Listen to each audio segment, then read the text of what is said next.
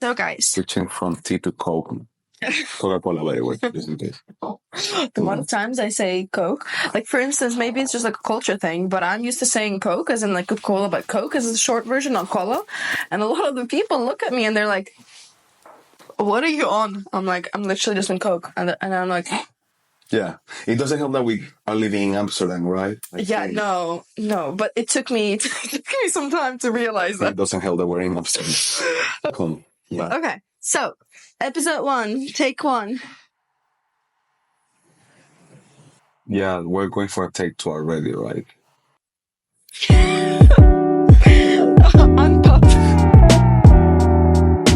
Some of you might remember we were raffling some tickets for Bachata Geneva Festival, and we had a questionnaire attached to it that was supposed to be support for the roundtable that took hold in the festival, which had like 20 people actually just looking at it. A lot of people. That's good. But it went more towards the topic of what will people will want to see more removed from, and what they thought in general about the community, like if they felt supported, careless of their gender and role, what they wanted to see more, what they thought was the most important for a festival, for an environment, and we have answers. There are some very funny ones and some very interesting ones. We kind of did like a peek into it. Shall we? Yeah, let's go over it. Let's go. Let's go for the first one. What would you like to add or see more in the bachata community? Overall, from what I got from this, I saw a lot of less showing off and more kindness, more connection, or just taking more care. I see this coming way more from followers also than from leaders. Doesn't mean that leaders don't need a safe space, of course. But I see a lot of followers just wanting more connection and just be feeling safe. Mm-hmm. And actually, a lot of the answers, even within workshop or festival based, were like one of the answers was more workshops about the conceptual part of the dance rather than the routines and the moves only, which I see actually a lot happening right now, like popping up, just having. I don't like to go to big classes because it's just about like move, and then we're done. So they don't actually teach a lot of the concept or the theory behind all of the moves. It's just the show off, as we said. Yeah. So definitely, I think it's nice to have maybe more closed classes, smaller group classes, workshops, yeah. Or having like a one concept thing, even for a huge number of people, but just like one big concept taught without actually having moves. Yeah, because personally, I think because we have also taught before in festival and are going to be teaching next weekend in Nairobi, where we are actually. It's difficult when you have like a huge audience and you really want to make everybody happy. But what I see usually, because the Bachata community in general is really happy, it's really a good energy. Yeah. Is that careless of what comes from the class, people will find a way to have fun with it or to enjoy it, unless it's really difficult or just doesn't take them anywhere. Yeah. So what you mentioned of going with concepts per class, even if it's a big one, I think that people can take the best out of them, even if they are like, okay, we're not going to show you how to take your follower to Jupiter. And for example, Simon, the Bachata boy from Singapore, I see him doing a lot of concept classes where he just goes through a whole concept and shows how to apply it, because I've been looking at his stories in Instagram. Super nice. But I think that will be super useful for everybody in festivals. I've also been going to leader classes into these big environments. It's nice to it's nice to definitely open up your world and like make a combination that you're not used to. But then you actually leave that place and you forget about the combination. So I think I would much rather as a leader take some just concept classes and then figure out with extra, but that also taking in mind that you do train outside of going to workshops. So you have workshop as your information feed, but then you go to trainings, whether one-on-ones or group trainings, however you like, and you just practice whatever you were taught. Then that way you remember it or you make something of your own and you grow. Or also socials or find a fixed dance partner for practices in your community that I think is something that really helps people just really grow faster, both of them. Okay. Question number 2. If there was something you could change immediately about the bachata community, what would it be and why? So, for this one, we had a really important topic to discuss, to address. I think it's super important. We don't even know who answered this, but it's our favorite answer so far. and I quote, "Remove my ex from the scene as I am avoiding dancing a lot now." Oof. I think it has happened to all of us at least once. Yeah. It all begins with, I won't find a partner in dancing because it's dancing. Then we inevitably find one partner for dancing, and it can go south or north from there. Yeah. It usually goes south, and then you find yourself faced with, my ex-partner is dancing everywhere. I'm going to a stage that I need to get over some feelings, emotions, and find myself over again. But that partner is also in the environment that I usually have my therapy, because dancing is therapy. Yeah. Well, I have this rule of I try not to be with anyone and anything in the community just because this might happen and I don't know how I'm gonna go around it. And considering that this is also part of my work, I try not to, interfere with my line of work. But for a lot of the people, it's for fun, and then they are stuck in the situation of, oh, I want to go there because it's my fun and it's my therapy. Yeah. But it's also my place where I can somehow get in the bad zone of remembering certain things or even seeing the person. Yeah. It's quite challenging and confrontational, but I think that also for some people, they are like 50% in their work, 9 to 5. Yeah. For sure. And then they are also the rest percent just dancing. So it's difficult because you're not supposed to look for someone in your job. Yeah. So of course it's here in dancing, but it's... Yeah. But you know what I think helps a lot is that, for instance, I have the girl code group chat, and a lot of the times I see some girls texting just being like, oh, I have no one to go to dance with, or I feel super shy or super uncomfortable. Having your girlfriends by your side or having someone who you're very comfortable in the community, whether it could also be like your teacher and the group of students that you go to classes with. So that's your like bubble of friends in the community to feel less scared of going out or seeing some people that you're comfortable being in the community around. Having those like one or two people you could just text, be like, okay, I need some uplifting, let's go together, and if something happens, they're there by your side. So I think I would say like that would be my go-to if anything. Yeah. Or leave. Option 2. I will do a pause because now we're gonna go through the sponsor of today's podcast. The sponsor is Nika's girl code group in WhatsApp. If you're it's only for girls. Yeah, women only, yeah. It's only for women. No discrimination at all here. But seriously, join it. I think that it's beautiful when you see that a community is really together. Yeah. And when it comes to women, I think it's super important, super beautiful. Definitely. For example, in Amsterdam community, we have always had good comments from outside about our community when it comes to the women, how together they are, how supportive they are to each other. And even more something that we're all growing together. Maybe we can show our weaknesses or insecurities to have a huge backup, you supporting you and your growth is super important for learning and for feeling part of a community.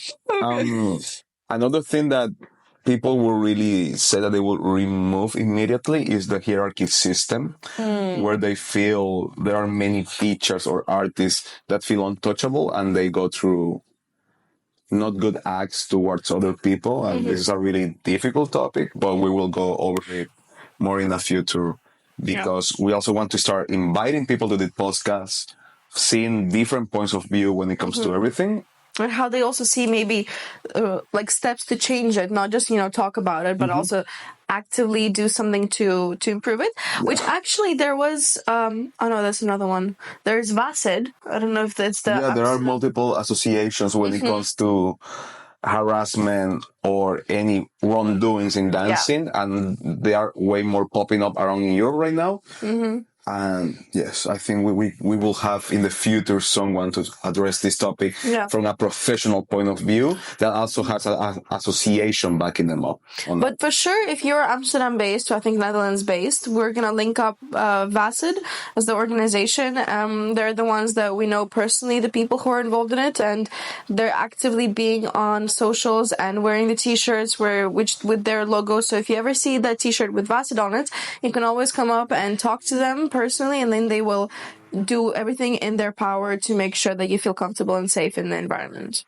And also, actually, one more that I saw, like one of the biggest ones that was popping up from this, what you could change. Okay.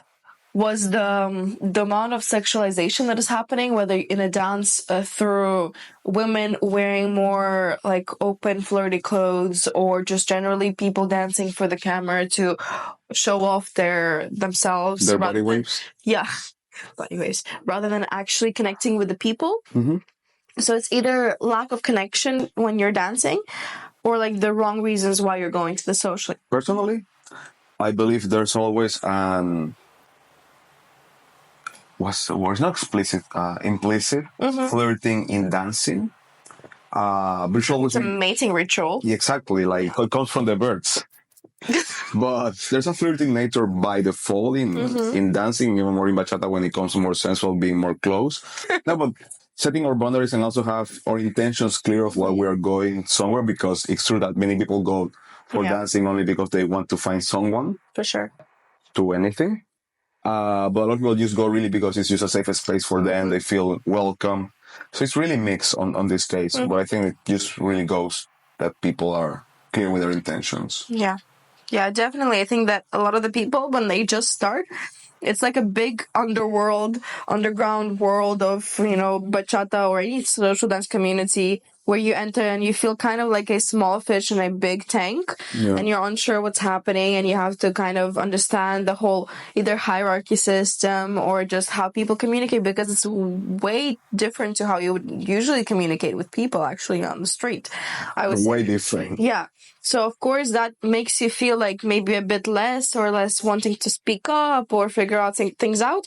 But I think that's like whether it's your teachers or your community that you're just starting in, should be the number one thing that people explain how to approach certain things, how it's okay to ask for people for a dance, or it's okay to receive certain no's if they're done politely and correctly. How to say no as well. How to say no, how to be able to just, if you have any misunderstandings or you feel like maybe you're uncomfortable, you do have the possibility to speak up, and you feel okay by speaking up. You have a voice. Yeah. Okay. Everybody has a voice in dancing, regardless of when you started or not.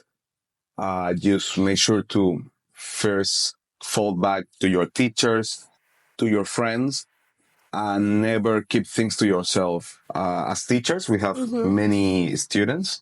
I have a student that had come to us with many questions about how it feels being a social, how to say no, if it's okay to be treated a certain way by someone, if certain ways of being touched or being close to someone are correct or not. And of course, everything begins always from the foundation. That should be the teachers and the instructors. Sure. And then from the community to raise awareness, like, yeah, this is wrong, this is not okay, or this is okay, this is respectful. But if you feel anything, if you have a gut feeling ever, like, I felt this was wrong, make sure to talk it with someone, because maybe it was wrong, maybe it was not.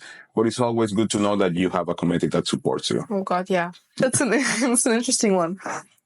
Answer. Artists staying on the stage during the festival, it creates a separation from normal people. And they actually use the quotes on normal. What do you think? So this was actually discussed during the round table of Bachata Geneva Festival. There was a mixture in the panel from top artists and teachers. Not so many teachers. Hopefully next edition will be with way more teachers or social dancers even. And the artist's point of view of this is that for them, then they go down and maybe they need to dance 15 dances in a row, 30 dances in a row, and they maybe feel overwhelmed. They never feel like it's a safe space for them to be down, chilling, because someone is going to be constantly asking them. And of course, they want to deliver their best to everybody dancing. So their only safe space is actually the stage, is where they can just chill or relax or just be by themselves without the feeling that they need to work or to, I need to dance with 20 people in a row. So they usually, what they explained in the round table was, we go down, we dance with around 15, 20 people or something, and then they go back to the stage just to breathe. You know what I liked in one of the festivals? I don't remember which one it was, but there was a stage with a DJ, and then on the side, on like one of the back sides of the DJ booth, there was just like the corner where usually like either technicians or other stuff is happening, but there is barely used because there is not also a dance floor. Make kind of like that closed off, but still people like visible that they're there. So like you're not making it on the stage, so you don't feel like the hierarchy thing of it, but they have just like a sofa area for people to chill if anything, and it's like separated by some kind of line. But a VIP section. Yeah. Kind of. I have seen that in multiple festivals. I think that feels a bit better. Also in Barcelona, in Sarau, they have this VIP zone that is just a bit of stairs and a lot of couches for chilling. Yeah.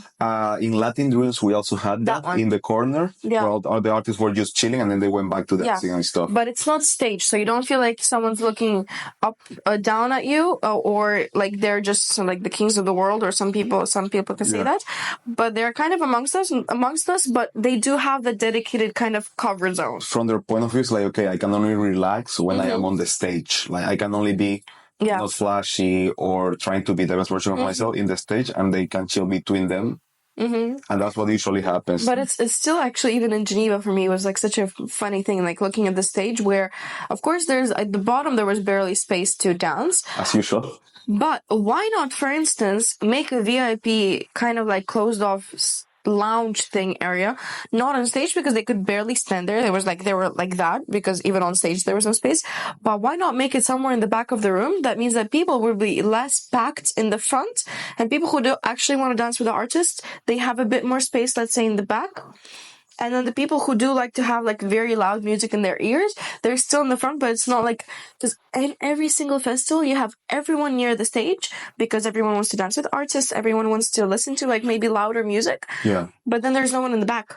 Actually, it was an answer that was seen a lot, that people actually just spread more through how the whole venue, more than just everybody making a hit song next to the DJ. It's intense. Yeah, it's super intense. But to be honest, okay, I do understand. Like a lot of the times at the festival, when I look at the people dancing towards the back of the room compared to towards the front of the room, like towards closer to the DJ, I find more of my favorite dancers closer to the DJ, right? Like as any festival goes. But I think that could solve like the artist moving from the stage onto the back part of the festival, people making it like kind of spread out. So the people who do want to dance with artists or making those circles or whatever, those people are also coming away from the stage. And those who want to have a bit more space and find good, or the dancers that they like to dance with, connect with, might also be a bit further away. So it does feel more spread out. So let us know your thoughts, and then maybe tag some organizers, and then the organizers make the festival with VIP zones further away from the DJ. I love how you put everything together. And I breathe. You know, actually, that's an interesting one. One of the points was a few more videographers to have more memories. But actually, I think that could solve the problem of everyone wanting to be like with their phones all the time, recording everything. If you do have, I see actually certain festivals that have a lot of videographers or a lot of social, just even with the phone, people who are from the festival walking around and recording. You can see that people are actually more enjoying the dances and more just in the zone, because they maybe think that someone will come up and take a video of them, so they don't have to be constantly thinking, oh yeah, I have to make a memory from this festival, I have to run to, no, I think like at multiple festivals that we were at, Geneva, Ritmo, BCN sometimes, you had a lot of the people running around taking videos, so I didn't feel like I just completely, my phone was in my car the whole time. I don't even have an iPhone, imagine. A lot of organizers bring at least 3 videographers per event, or even 4. Yeah. So actually flashes are going a lot. And we have two sides, the people that want to have more memories and the people that are tired of having flashes around because they get distracted. And both are interesting, but I think that if you want to make a memory, you can always use your phone. Yeah, sure. Because videographers cannot take everybody. But also not overdo it, because I also see some people literally coming in with like a phone and the light in their hand, and they leave with the phone and the light in their hand. I barely see them dancing, and they're just walking around recording everyone else, or they record their friend and then they give the phone to the friend and then she records them straight after, either with an artist or with a friend or whatever. And it's a recording loop. Yeah, so it's constantly like you're walking around and they are like two people just walking around together, changing the phone or the dancing. So, by the way, thank you to anyone that does this for your time. Yeah, supporting your friend, because it's a lot that you're missing on to make memories for someone else. One of the points, change dress code for followers. I feel like it's normal to dress up very sexy, and especially in Amsterdam, I feel like I don't wear a crop top or a dress with fancy makeup. I'm not getting asked for a dance.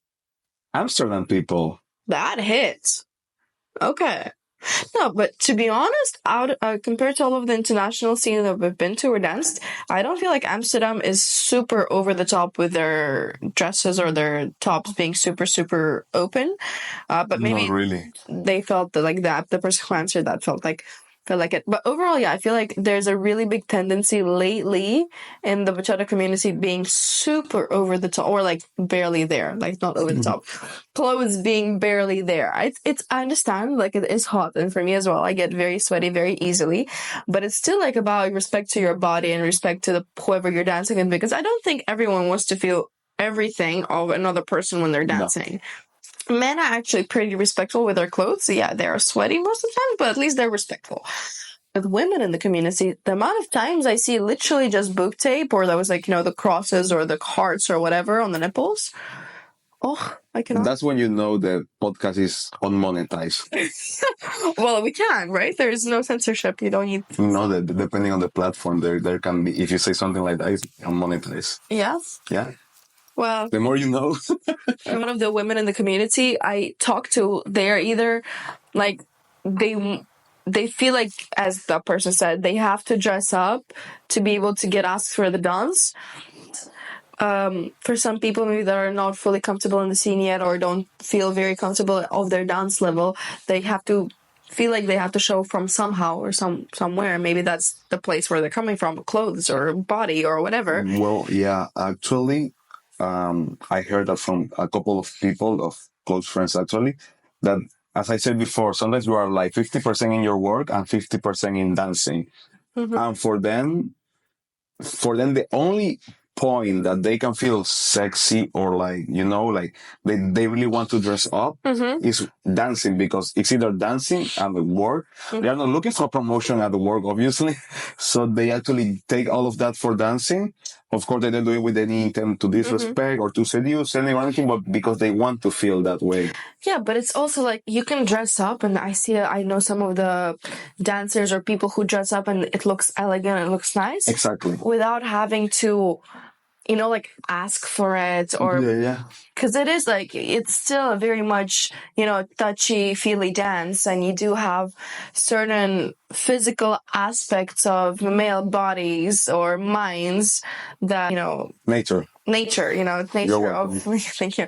Nature of female and male body. So I don't think that wearing something that will ask for it so much is, acceptable. Yeah, I think that anybody can be elegant or, mm-hmm. sexy, but still have their own boundaries. Like, but I think there should be a limit. That's what makes a woman actually so sexy and elegant. Like, you can look at her and feel that the vibe or the energy, the aura that she brings, without actually thinking about what she's wearing or the lack of what she's wearing. Question número 3. Pregunta número 3. Okay. Careless of the role you prefer, do you feel supported from the people in the community?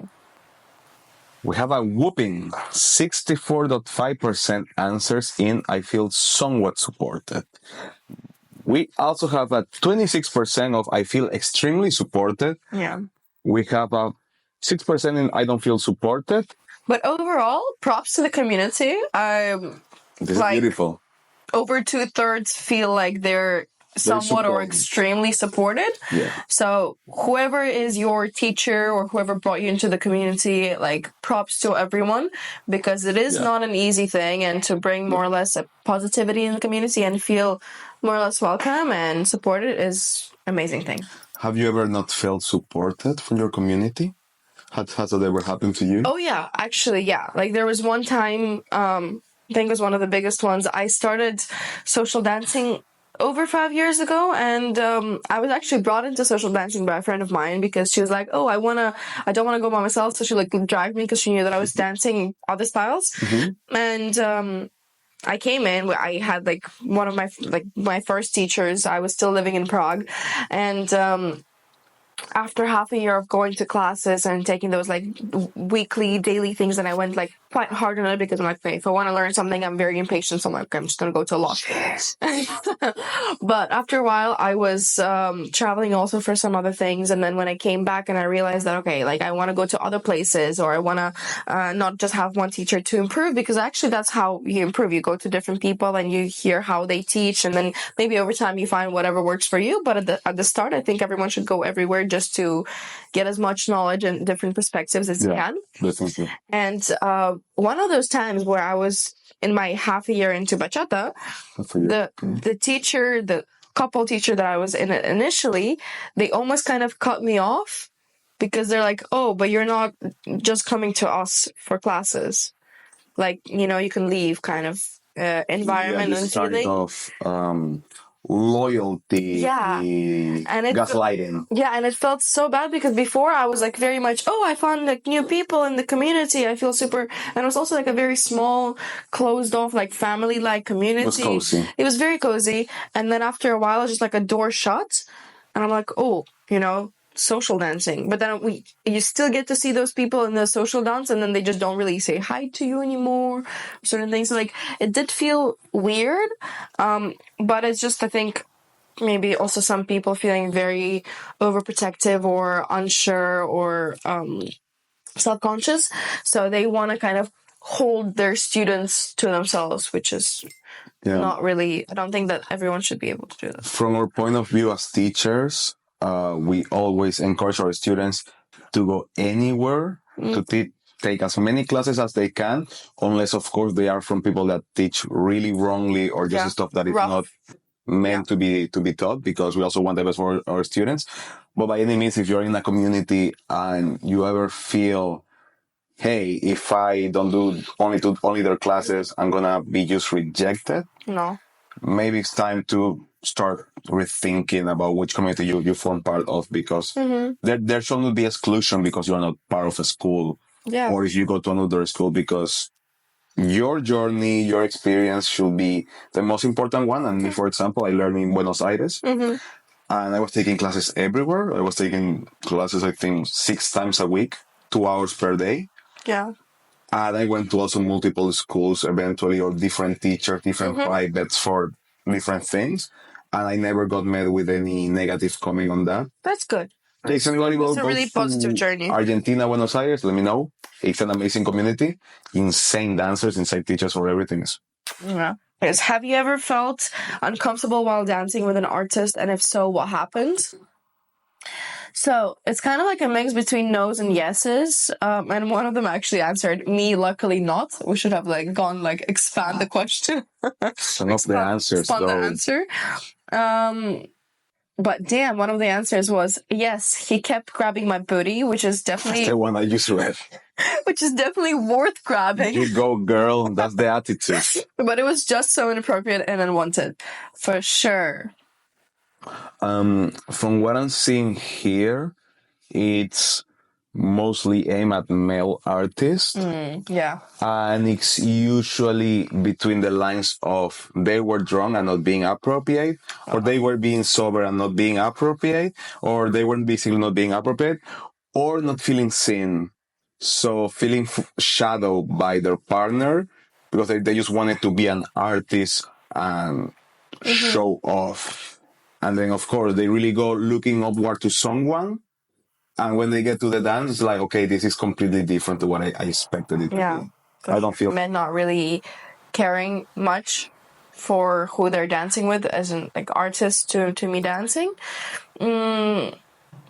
Sometimes, you know, when I was growing up as a dancer, or even now, sometimes I'm like, I mostly don't really ask for the dance just because I actually do want to have a connection. If a leader, no matter artist, no matter artist or not artist, wants to dance, we dance, and if I don't feel the connection, or if there's anything in my eyes or in their eyes, like, oh, it's not really, like, they're not really there, you know, like when you're there physically but you're not mentally, I'm like, I'm gonna dance once, I'm gonna say thank you, but I'm not really gonna dance again. And if I do feel like they're being super inappropriate, I will stop the dance and say, okay, no, thank you. Time I was at a booking, but it was a kizomba booking. One guy who was super rough with me, and then when he was dancing me in a bachata, you would call like shadow position, dancing me into shadow position, he would place his hand like really, first of all, super close to me, like almost punching me in the He stomach. wanted your kidney. Yeah, basically. And then not even in the stomach, but in the hip bone area. And really like super low the hand. And I told him once, I'm like, hey, kind of like move the hand away. Keep your hands to yourself. The second time he did the same thing. And I literally told him, like, I am not comfortable with this. And to his response was, oh yeah, sorry, I'm just like, I'm studying it. I'm not sure. I'm like, yeah, okay, cool. But just so you know. And after that, he was still quite rough with it, but that also like depends on how they are taught. But at least he did not place the hand there. So sometimes you also don't really, maybe not teaching wrong, but the lack of teaching could be also the case. It was also discussed in the roundtable at the Bachata Geneva Festival. Mm-hmm. And what was mostly explained is that sometimes they just feel like a McDonald's drive-thru. Because it's like, yeah, next order, you want a happy combination, you want extra fries with that, maybe an extra head roll, spice it up. And there's a point that their creative field it's not creative anymore. Is gone. Yeah. Because that will dance 30 dances in a row. Mm-hmm. Or maybe we will need to also have artists that are more seeing as humans and be like, okay, he's going to have 5 dances every certain time. But they will be like with actual intent to connect and not just being drained because they don't have any more energy to give to people. Yeah, no, definitely. I think it's to do with also the organizers being super caring and welcoming for the artists, because also being in the shoes of organizers talking to us, or we're reaching out to organizers, we do encounter different types of organizers, and the way you either are treated or like certain even energy wise. Mm-hmm. So definitely some artists or some events you would probably want to support, some maybe less, just for the fact that being an artist in certain festivals feels, from having conversations with a lot of different artists, feels super draining and like really like work. So they don't want to actually push their bodies for everyone else just because they already feel super drained by the organization. Mm-hmm. You had to put on their writer saying that they dance X numbers of no, but like literally even a minimum liters of water to be provided by the organizer. Oh, I will have like 16 liters of water per night. No, but just like those small things, I'm like, who would take the time to put it on the writer, like the minimum number of water, if they had to be in a situation where they literally could not get water? Being an artist who's like dancing constantly nonstop. Like it's just those things that of course also shape the way artists behave. Yeah, because for example, sometimes you see them just being around for 2 hours and then they disappear. Yeah. And some people say, yeah, they were just for 2 hours. But I mean, those 2 hours, they have 60 dances. Yeah. And maybe 60 rough dances. So I don't know if 60 dances can be in 2 hours, 60 bachatas, but we'll do math later. Next question. Have you ever been denied a dance in a harsh manner? If so, how was it? This one is spicy. Which one? Yes, I was asked to dance, but when the guy realized I had a disability, he literally ran away. Oh, like literally, that's not nice. No. But yeah, a lot of people have been rejected. Some not really. No, hopefully, this person doesn't remember if they were rejected or not. They are just in denial. He didn't reject me. He rejected himself. How to say no to people? Oh yeah, okay. Saying no, people is okay. Yeah, saying no, being said no, both are okay. Yeah. It really depends on how people do it. Doesn't mean that it's going to change the fact that they say no because they already said it, they already handle it. Yeah. But it's different to say, hey, just be in the line, I'll dance with you later, than, hey, right now I have some people waiting, please dance, or I will look for you later. Yeah. So from both sides, never take a no personally, even if it is. Yeah, I mean, you're there to have fun, and if it's not happening, then don't let someone screw over your night for that, no. A lot of whether role rotation or followers come to me to ask for as a leader, and sometimes I'm not in the mood to dance as a leader because it's like, it's not my first choice at the start. It's not my first choice when I started dancing. So of course I'm still like learning. I'm on a lower level as a leader compared to me as a follower. So of course it's a bit more anxiety with that, or maybe I don't like the song, and like there are certain things that it's not the person who I'm saying no to, but it's more like I'm saying no to myself to dance as a leader at that point in time. Gatika also talked about that during the round table. That's not that she's just trained and you will just much rather enjoy just following. Not having to lead, but it really is heavy on her to not say no. Because she's an artist. Or because she thinks she will hurt someone, but it's like, never take a no personally. Circle. But the question is, have you ever felt body shamed? And I think we totaled up a third of the people did feel body shamed, no matter the gender. Gender description right now. But which says that we're still having, there's still a long way to improve. But, I'm happy that the 2/3 have not been body shamed for... So there's a lot of people that bachata being how bachata being. But it also is interesting because in the third that did feel body shame, we also had people answering that they felt body shame, but it was from their own perception. So they were aware that it was mostly on their own head and their own insecurities than on people shaming them. And this falls back a lot to Instagram and how social media works, that you see all the influencers and their perfect bodies. Well, perfection doesn't exist, but really bodies that they work for their body because that's what they do for a living. When it comes to bachata, I feel we have a really low entry level, which means that a lot of people can join, and that's beautiful because it makes the community grow all together. But we also need to, all of us, spread awareness that not everybody is going to be an artist or a bodybuilder or just be perfect with their body, because then the vision of people is disordered. Like, okay, this is the average bachatera body, or this is the average bachatero body. But to be honest, that's how I felt. Like, me coming into the community being the curvier girl and the curvier dancer, all I've seen in terms of top artists or people who are constantly on social media in the dancing videos were very skinny, like very petite, skinny girls. So I also have that vision of, if you're a dancer, then you have to be a certain shape or size. Well, because maybe you can all do certain things that, would make you look like a higher level dancer, like with the turns or with the waves or with the flexibility or whatever it is. But the flexibility is on another level, girl. Yeah. So like it is. You know that. So it is possible to do everything, no matter the body, as long as you program your own body and you train it. So I think that's it. She's the living proof of it. Yeah, and actually I like the answer. Yes, at the beginning when I started dancing, I felt body shamed. Then bachata helped me a lot to gain confidence and love myself. So that's also like second different part of the point. I am on that spectrum. It's really funny how when you get a healthy hobby, as long as it's healthy, it just ties with different things. For me, when I started dancing, I just got out of a lot of stuff, depression, being overweight, being underweight, being on the 2 scales.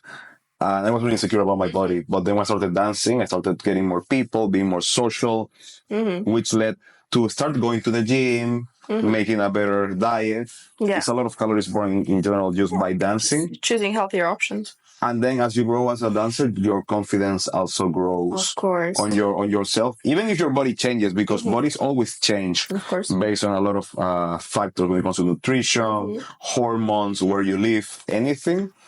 But the confidence that you build from growing as a person from dancing, it always stays. Most of the times. And actually a lot of girls just text me saying, like, how are you confident like that? Or like, you're super this and that for a curvier girl. I wish I had the same confidence as you to be dancing. Or, like so many of these like confidence-based questions.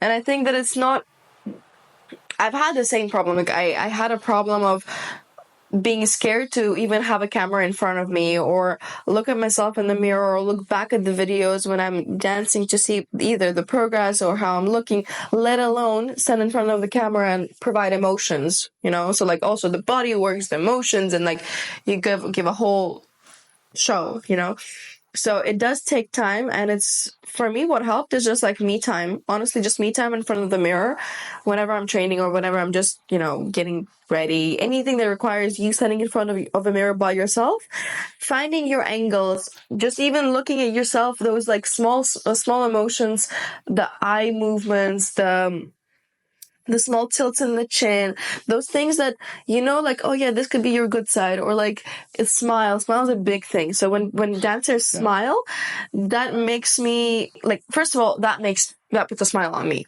like whenever I'm looking someone on the video or looking someone dancing just in front of me, that means that they're enjoying it. But also smiles usually provide that confidence boost when we're going to have a confidence. So then confidence is built. It's not, you're not born with it. Yeah. For you, what is the most, what has the most value in the festival? And we have top 5 picks. They were surrounded, top 5. They were surrounding lineup, guest dancers, location, workshops, or just all together, or DJs. And the most votes come to guest dancers with a 26%. So quarter of all of the answers was literally just people wanting to go to a festival because they knew that their favorite friends or favorite dancers or like everyone. So basically those people who create the vibe, they dance and they're not paid for it. So they know that they're doing it very authentically. So coming back to the point of, you want to connect with people, you want to dance with people to have those genuine and true connections. And guest dancers basically prove to us. So like if any of your organizers and you're listening to this right now, guest dancers are your way to go to get the festival even like better. Like this year alone, the top festivals are the ones that are being talked about a lot. With the best guest dancers also. Are with the ones that have either the most or the best guest dancers you can... Ambassadors. You can get, yeah. And very international. What was the most valuable aspect to learn from the festival workshop? Oof. And yeah, like 70%, 70% responded with technique. And some of them, like extra remaining, were also like tips combinations and social etiquette and dynamics. Yeah. So like, which is also a proven point of, I think that we should start moving away from, oh yeah, welcome to the class of 55 minutes. We're going to give like a 2 8 counter combination. But I would rather go, okay, we're going to do maybe 1 8 counter or even no combination at all. But we just focus on technique. So we go back to the concept classes. Concept classes, yeah, of some sort. Musicality classes. You can literally, why not let everyone, like, I don't know how many people you have, like 100 people in the class. Everyone sits down and listens to for 1 hour about musicality, or about history, about just generally what it feels like, any kind of theoretical concept from the artist, because a lot of the artists are there because you feel comfortable and you're confident in their skills and their knowledge.